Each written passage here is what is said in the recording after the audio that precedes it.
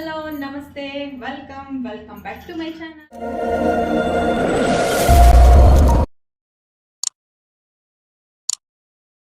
ಆರಾಮದಿರಿ ಅಂತ ಅನ್ಕೊಳ್ತೀನಿ. ನಾನು ಕೂಡ ಸೂಪರ್ ಆಗಿದ್ದೀನಿ. ಬನ್ನಿ, ಇವತ್ತಿನ ಬ್ಲಾಗ್ನ ನಾನು ಮಾರ್ನಿಂಗ್ ಇಂದ ಸ್ಟಾರ್ಟ್ ಮಾಡಲಿಲ್ಲ. ಇವತ್ತು ಭಾಳ ಬೇಜಾರು ಆಗ್ಬಿಡ್ತು. ಸೊ ಭಾಳ ಯಾಕಪ್ಪ ಅಂತ ಹೇಳಿದ್ರೆ ಮುಂದೆ ಹೇಳ್ತೀನಿ. ಈಗ ನಾನು ಬ್ಲಾಗ್ ಸ್ಟಾರ್ಟ್ ಮಾಡಿರೋದು ಒಂದು 10:30 ಅಂದ್ಕೊಳ್ರಿ. ತಿಂಡಿ ಕೂಡ ತಿಂದೆ, ಇಡ್ಲಿ ಮಾಡಿದ್ವಿ. ಸೊ ಒಂದು ಸ್ವಲ್ಪ ನಾನು ಯಾವಾಗಲೂ ಇಡ್ಲಿ ಹಿಟ್ಟಲ್ಲಿ ಇಡ್ಲಿಗೆ ನೆನೆ ಹಾಕಿರೋ ಉದ್ದಿನ ಬೇಳೆಯಲ್ಲಿ ಒಂದು 2-3 ವಡೆಗಂತ ತೆಗೆದು ಇಟ್ಕೊಂಡಿರ್ತಿದ್ನಲ್ಲ. ಸೊ ಇವತ್ತು ಕೂಡ ನಾನು ವಡೆ ಮಾಡಿದ್ರಾಯ್ತು ಅಂತ ಹೇಳಿ ಸ್ವಲ್ಪ ನೈಟ್ ರುಬ್ಬೋವಾಗಲೇ ಸ್ವಲ್ಪ ಉದ್ದಿನ ಬೇಳೆನ ರುಬ್ಬಿಟ್ಬಿಟ್ಟೆ. ಬಟ್ ಯಾಕೋ ಅದು ಬೆಳಗ್ಗೆ ವಡೆ ಬರಲೇ ಇಲ್ಲ. ಸೊ ಹಾಗಾಗಿ ಬೆಳಗ್ಗೆ ತಿಂಡಿಗೆ ಇಡ್ಲಿ, ಚಟ್ನಿ ಮತ್ತು ವಡೆ ಮಾಡೋಣ ಅಂತ ಹೇಳಿ ರೆಡಿ ಮಾಡ್ಕೊಂಡಿದ್ದೆ. ಇಡ್ಲಿ ಚಟ್ನಿ ಏನೋ ಚೆನ್ನಾಗಿ ಬಂತು, ಬಟ್ ವಡೆ ಚೆನ್ನಾಗಿ ಬರಲಿಲ್ಲ. ಹಾಗಾಗಿ ನಾನು ಯಾವ ವ್ಲಾಗ್ನು ತೊಗೊಂಡಿಲ್ಲ. ಸೊ ಇಡ್ಲಿ ಮಾತ್ರ ಹೇಳ್ತೀನಿ, ಸೂಪರಾಗಿ ಬಂದಿತ್ತು ನೋಡಿ. ಅಷ್ಟು ಸಖತ್ತಾಗಿ ಬಂದಿತ್ತು ಇಡ್ಲಿ ಅಂತ ಹೇಳಿದರೆ. ತುಂಬ ಚೆನ್ನಾಗಿ ಬಂದಿತ್ತು, ಸ್ಮೂತಾಗಿ ಇಡ್ಲಿ. ನಾನು ಮಾಡೋ ಇಡ್ಲಿ ಹೇಳ್ತೇನಲ್ಲ, ಇಡ್ಲಿ ಬರಲ್ಲ ನನ್ನ ಕೈಗೆ, ಹಾಗಾಗಿ ಚೆನ್ನಾಗೇ ಆಗಿರೋದಿಲ್ಲ. ಬಟ್ ಇವತ್ತು ಬೇಸಿಗೆ ಅಲ್ಲ, ಹಾಗಾಗಿ ಚೆನ್ನಾಗೇ ಬಂದಿತ್ತು ಇಡ್ಲಿ. ವಡಿ ಯಾಕೋ ಬರಲಿಲ್ಲ, ಯಾಕಂದರೆ ನಾನು ನೈಟೇ ರುಬ್ಬಿ ಫ್ರಿಜ್ಜಿಗೆ ಇಟ್ಬಿಟ್ಟಿದ್ದೆ. ಸೊ ಹಂಗಾಗಿ ಅದು ಆವಾಗಲೇ ಫ್ರಿಜ್ಜಿಂದ ತೆಗೆದು ಎಣ್ಣೆಗೆ ಬಿಡಕ್ಕೆ ಹೋದೆ. ಸೊ ಅದು ಅಷ್ಟು ಚೆನ್ನಾಗಿ ಬರಲಿಲ್ಲ. ಅಂದರೆ ಇವ್ರು ತಿಂಡಿ ತಿನ್ನಬೇಕಾದ್ರೆ ಮಾಡೋಕ್ಕೆ ಹೋದೆ, ಅವಾಗ ಬರಲಿಲ್ಲ. ಬಟ್ ನಾನು ಮಾಡ್ಕೊಳ್ಳುವಾಗ ಚೆನ್ನಾಗೇ ಬಂತು. ನಾನು ಅವಾಗ ಏನು ವಿಡಿಯೋ ತಗೊಳ್ಳಿಲ್ಲ, ಟೈಮ್ ಆಗಿಬಿಟ್ಟಿತ್ತು, ಹೊಟ್ಟೆ ಒಂದು ಹಶ್ವಾಗಿತ್ತು. ಹಾಗಾಗಿ ಸೊ ಇವತ್ತು ಮಾರ್ನಿಂಗ್ ತಿಂಡಿಗೆ ಇಡ್ಲಿ ವಡೆ. ಸೊ ಆ ಬೇಜಾರಿಗೇನೆ ಇವತ್ತು ವಿಡಿಯೋ ತೊಗೊಂಡಿರಲಿಲ್ಲ.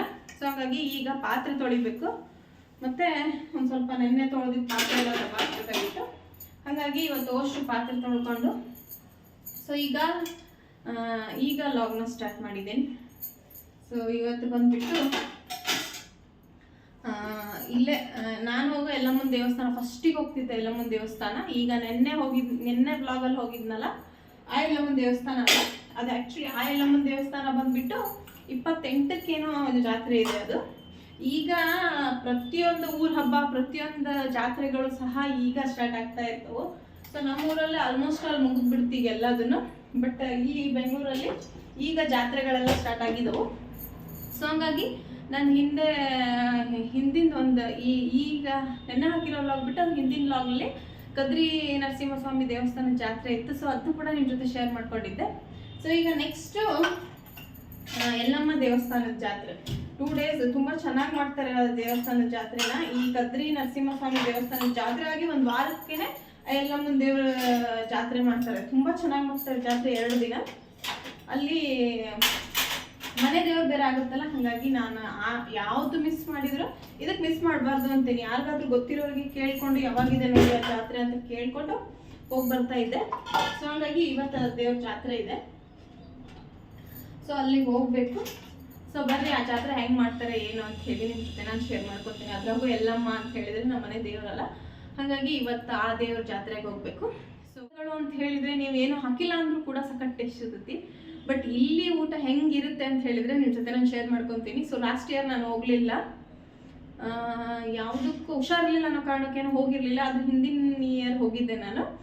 ಬಟ್ ನಾನು ಲಾಗಿಂಗ್ ಏನು ಮಾಡ್ತಿರ್ಲಿಲ್ಲಲ್ಲ ಅವಾಗ, ಹಾಗಾಗಿ ನಿಮ್ಮ ಜೊತೆ ಶೇರ್ ಮಾಡಿದ್ದಿಲ್ಲ. ಬಟ್ ಈ ಸಲ ಶೇರ್ ಮಾಡ್ಕೊತೀನಿ. ಎಷ್ಟು ಜನ ಬಂದ್ರು ಎಷ್ಟು ನೀಟಾಗಿ ಊಟಕ್ಕೆ ಹಾಕ್ತಾರೆ ಏನು ಅಂಥೇಳಿ ನಿಮ್ಮ ಜೊತೆ ನಾನು ಶೇರ್ ಮಾಡ್ಕೊತೀನಿ. ಸೊ ಬರ್ರಿ, ಪಾತ್ರೆ ಒಂದು ರಾಶಿ ಇದಾವೆ. ಇಡ್ಲಿ ಮಾಡಿದ್ದೀನಿ, ಒಂದು ರಾಶಿ ಪಾತ್ರೆ ಇತ್ತು. ಸೊ ಪಾತ್ರೆ ತೊಳ್ಕೊಂಡು ಅಡುಗೆ ಮನೆ ಕ್ಲೀನ್ ಮಾಡಿಕೊಂಡು ಸ್ನಾನ ಪೂಜೆ ಮಾಡಿಕೊಂಡು ದೇವಸ್ಥಾನಕ್ಕೆ ಹೋಗಬೇಕು. ಸೊ ಬರ್ರಿ, ಇಡ್ಲಿ ಮಾಡಿದ್ದಿನ ಅಂತರೂ ಭಯಂಕರ ಪಾತ್ರೆ ಆಗ್ಬಿಡ್ತಾವೆ. ನೀವು ಏನೋ ಹೇಳ್ರಿ, ಬೇರೆ ಏನಾದ್ರು ತಿಂಡಿ ಮಾಡ್ಕೊಂಡು ತಿನ್ಬೋದು. ಇಡ್ಲಿ ಮಾಡಿದ್ದಿನ ಇಡ್ಲಿ ಪಾತ್ರೆ, ಇಡ್ಲಿ ಪ್ಲೇಟ್ಸು, ತಿಂದಿದ್ದು ಉಂಡಿದ್ದು ಅಂತಂದು ಒಂದು ರಾಶಿ ಆಗ್ಬಿಡ್ತಾವೆ. ಅಯ್ಯೋ ದೇವ್ರೆ, ಚಟ್ನಿ ಸಾಂಬಾರು ಅನ್ಕೊಂತ ಹೆಸ್ರುಬೇಳೆ ಸಾಂಬಾರು ಕೂಡ ಇತ್ತು ಒಂಚೂರು. ಹಾಗಾಗಿ ಒಂದು ರಾಶಿ ಆಗ್ಬಿಟ್ಟು ನಾನು ನೆಗ್ಲೆಕ್ಟ್ ಮಾಡಿದೆ. ಬುಧವಾರ ಅಲ್ಲ, ಪೂಜೆ ಒಂದು ಆಗ್ಬಿಟ್ಟಿತ್ತು, ಮಾಡೋಗಿದ್ಲ ಇಶ್ಯೂ. ಹಾಗಾಗಿ ಮಾಡಿದ್ರೆ ಆಯ್ತು ತಡಿ ನಿಧಾನಕ್ಕೆ ಅಂತಂದು ಅಗಸಿ ಆರಿಸ್ಕೆ ಅಂತ ಕೂತ್ಕೊಂಡೆ.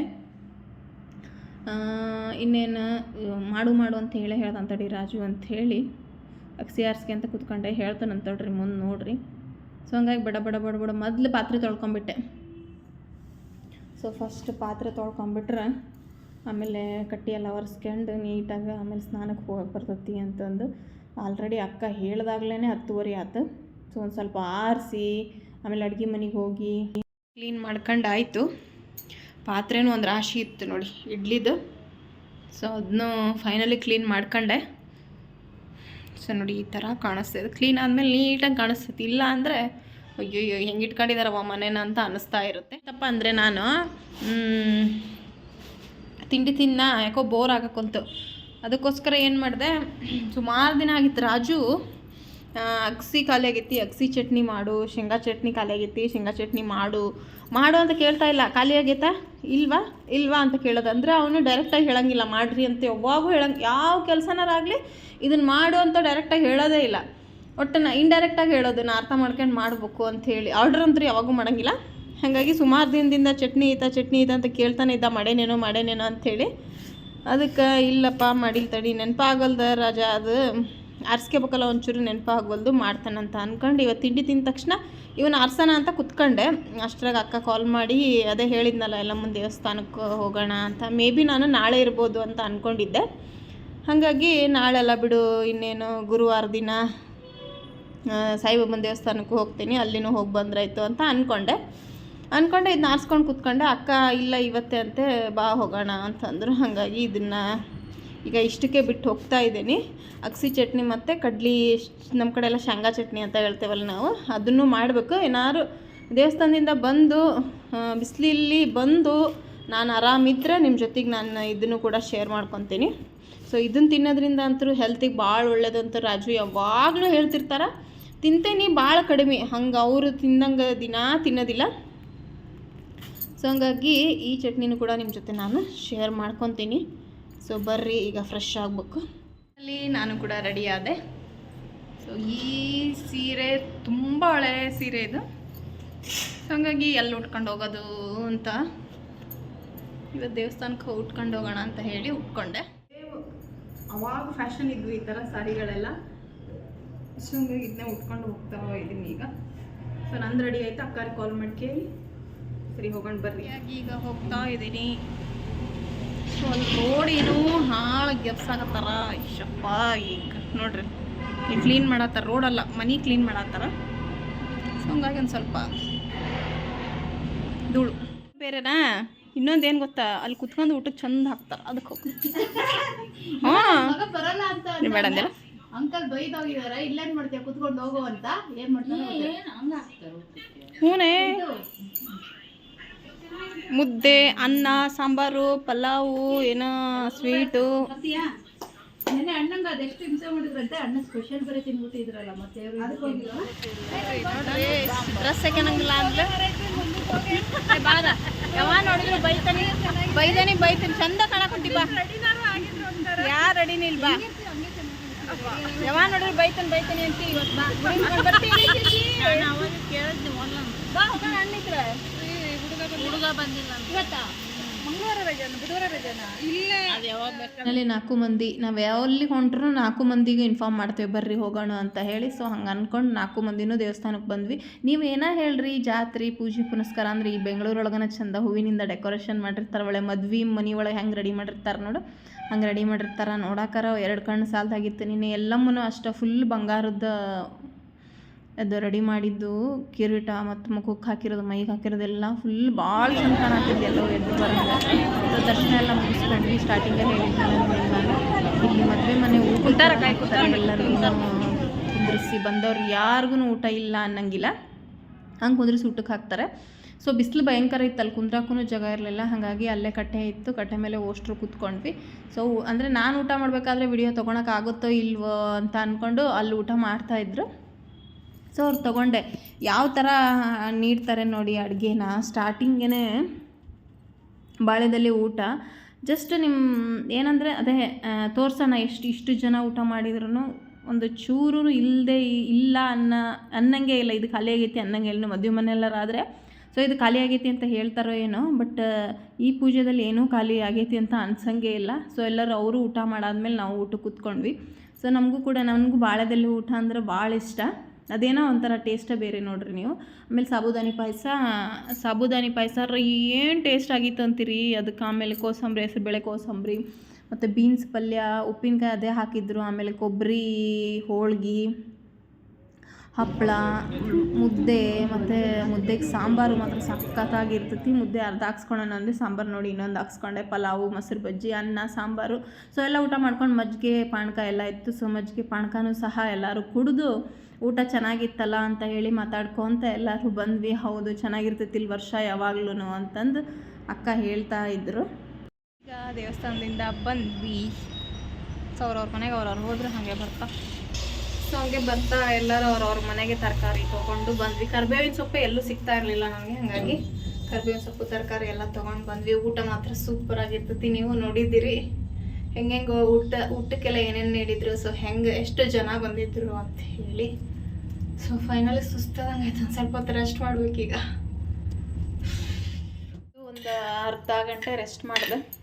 ಸೊ ರೆಸ್ಟ್ ಮಾಡಿ ಹೇಳಿದ್ನಲ್ಲ ಚಟ್ನಿ ಮಾಡಬೇಕು ಅಂಥೇಳಿ, ಒಂದು ಹಂಗೂ ಮರಕ್ಕೆ ಹಾಕಿಟ್ಬಿಟ್ಟಿದ್ನಲ್ಲ. ಹಾಗಾಗಿ ಆರಿಸ್ಕೊಂಡು ಒಂದು ಸ್ವಲ್ಪ ಚಟ್ನಿ ಮಾಡಿಬಿಡೋಣ. ಹಿಂಗೆ ಮಾಡೋಣ ಅನ್ಕೊಂಡು ಹಿಂಗೆ ಕಳ್ಸೋದಾಗತ್ತೈತಿ. ಇವತ್ತು ಎಷ್ಟಾರ ಸುಸ್ತಾಗಲಿ ಏನಾರ ಆಗಲಿ ಮಾಡಿಬಿಡೋಣ ಅಂತಂದು ಮತ್ತು ನಾಳೆ ಗುರುವಾರ ಮತ್ತು ದೇವಸ್ಥಾನಕ್ಕೆ ಹೋಗ್ಬಿಡ್ತಾನೆ. ಸುಮ್ಮನೆ ಆಗಂಗಿಲ್ಲ, ಹೀಗಾಗಿ ಹುರಿದು ಬಿಡೋಣ ಅಂತ ಈಗ ಹುರಿ ಹಾಕತ್ತೀನಿ. ಅಕ್ಸಿನ ಶೇಂಗಾ ಒಂದು ಹುರ್ಕೋಬೇಕು. ಸೊ ಇಲ್ಲೇ ಶೇಂಗಾನು ಇಟ್ಕೊಂಡೀನಿ. ಇವತ್ತು ಎರಡೂ ಹುರಿದಿಟ್ಟು ವಾಕಿಂಗ್ ಹೋಗಿ ಬರ್ತೇನೆ. ವಾಕಿಂಗ್ ಹೋಗಿ ಬಂದು ಆಮೇಲೆ ಒಂದು ಚಟ್ನಿ ಮಾಡ್ತೇನೆ. ಹುರಿದು ಒಂಚೂರು ಕಸ ಹೊಡೆದು ಮಕ್ಕ ತಗೊಂಡು ದೀಪ ಹಚ್ಚತ್ಲೇ ಟೈಮ್ ಆಕತ್ತೆ. ಹೀಗಾಗಿ ವಾಕಿಂಗ್ ಹೋಗಿ ಬಂದು ಸ್ವಲ್ಪ ಆರ್ತವೆ ಹುರಿದಿನ ಮೇಲೆ ಆಮೇಲೆ ಬಂದು ಚಟ್ನಿ ಮಾಡೋದು. ಹುರಿದಾಯಿತು. ಸೊ ಅಗಸಿ ತಿನ್ನೋದ್ರಿಂದ ಏನು ಯೂಸು ಅಂತ ಹೇಳಿ ಸೊ ನೆಕ್ಸ್ಟ್ ಹೇಳ್ತೀನಿ. ಜೊತೆಗೆ ಶೇಂಗಾನು ಹುರ್ಕೊಳಕತ್ತೀನಿ. ಬಂದು ಇದು ಅಗಸಿಗೆ ಬೆಲ್ಲ, ಆಮೇಲೆ ಖಾರದ ಪುಡಿ, ಒಂದು ಸ್ವಲ್ಪ ಬೆಳ್ಳುಳ್ಳಿ. ಸೊ ಬೆಳ್ಳುಳ್ಳಿ ಜಾಸ್ತಿ ಹಾಕಿದಷ್ಟು ಚೆನ್ನಾಗಾಕತಿ. ಸ್ವಲ್ಪ ಜೀರಿಗೆ, ಆಮೇಲೆ ಕರಿಬೇವಿನ ಸೊಪ್ಪು ಇಷ್ಟ ಹಾಕಿ ರುಬ್ಕೊಂಬಿಟ್ರೆ ಅಗಸಿ ಚಟ್ನಿ ರೆಡಿ ಆಗತ್ತೆ ನೋಡ್ರಿ. ಒಂಚೂರು ಉಪ್ಪು ಹಾಕ್ಬೇಕು. ಫೈನಲಿ ಅಗಸಿ ಚಟ್ನಿನ ರೆಡಿ ಆಯಿತು. ಶೇಂಗಾ ಚಟ್ನಿ ಇದಕ್ಕೆ ಏನು ಅಗಸಿ ಚಟ್ನಿಗೆ ಹಾಕ್ತೀನಿ ಅದನ್ನು ಅಗಸಿ ಚಟ್ನಿಗೆ ಏನು ಹಾಕ್ತೀನಿ ಶೇಂಗಾ ಚಟ್ನಿಗೂ ಅದನ್ನ ಹಾಕಿ ರೆಡಿ ಮಾಡಿಕೊಂಡೆ. ಸೊ ನನ್ನ ಬ್ಲಾಗ್ ಇಷ್ಟ ಆಗಿತ್ತು. ಸೊ ಈ ಬ್ಲಾಗ್ ಏನಾರು ಇಷ್ಟ ಆಗಿದ್ರೆ ಲೈಕ್ ಮಾಡಿ, ಕಮೆಂಟ್ ಮಾಡಿ, ಶೇರ್ ಮಾಡಿ, ಹಾಗೆ ಪಕ್ಕದಲ್ಲಿರೋ ಬೆಲ್ ಬಟನ್ ಕೂಡ ಕ್ಲಿಕ್ ಮಾಡಿ. ಯಾರಾದರೂ ಹೊಸಬ್ರು ಹಾಗೆ ವಿಡಿಯೋ ನೋಡ್ತಾಯಿದ್ರೆ ಒಂದು ಸಬ್ಸ್ಕ್ರೈಬ್ ಮಾಡಿಕೊಂಡು ವಿಡಿಯೋ ನೋಡಿ. ಇದು ಶೇಂಗಾ ಚಟ್ನಿ ನೋಡ್ರಿ, ಶೇಂಗಾ ಹುರಿದಿಟ್ಟಿದ್ನಲ್ಲ, ಸೊ ಅದನ್ನು ಕೂಡ ಚಟ್ನಿ ಮಾಡಿಕೊಂಡೆ.